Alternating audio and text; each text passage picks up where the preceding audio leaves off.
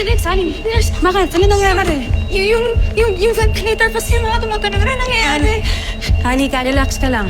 Yung ventilator may backup. Baka yung monitor lang yan. Okay, wait lang. I-check ko muna. Nurse, paki-check yung vent.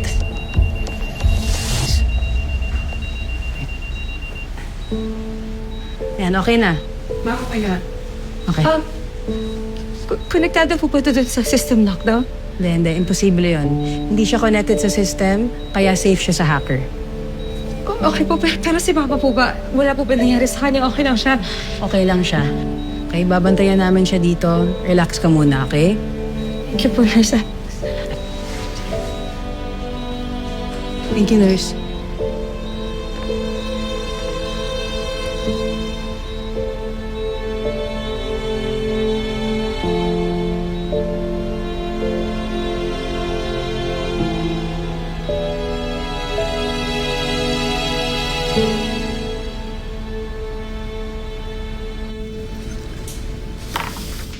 Here.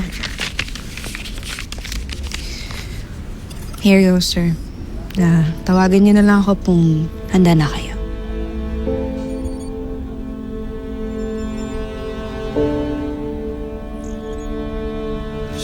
Salamat, ma'am.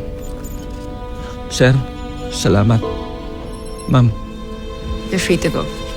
salamat. Salamat. Ito, sir, tutulungan ko na po kayo.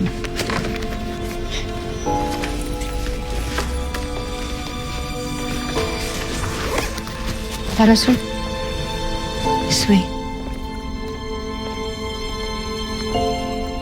Ma'am, salamat po, ma'am.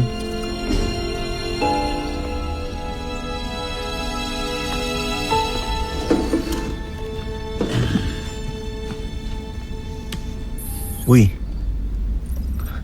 Boom! Chip, tingnan mo to. Nung kumunik yung hacker sa sprinkler system ng hospital, kumunik din siya sa honeypot ko. So, na-track mo na? Kung nasaan siya? Mismo, yun ang sabi ng IP address niya. Teka lang ah.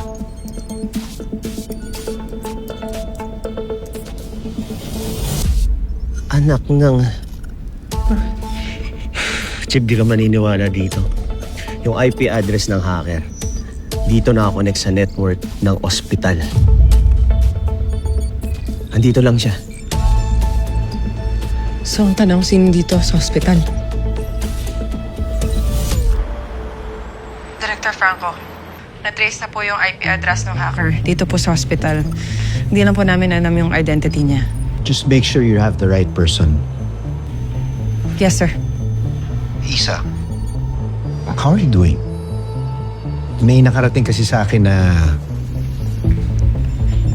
I'm doing fine. I can still do my job, sir. but I know you can. Anyway, good luck, Agent Cervantes. Thank you, Chief.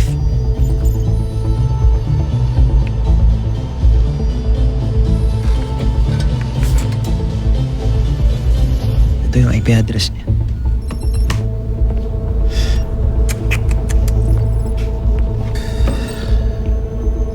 Pakahirap pa tayo. Nandito lang pala siya.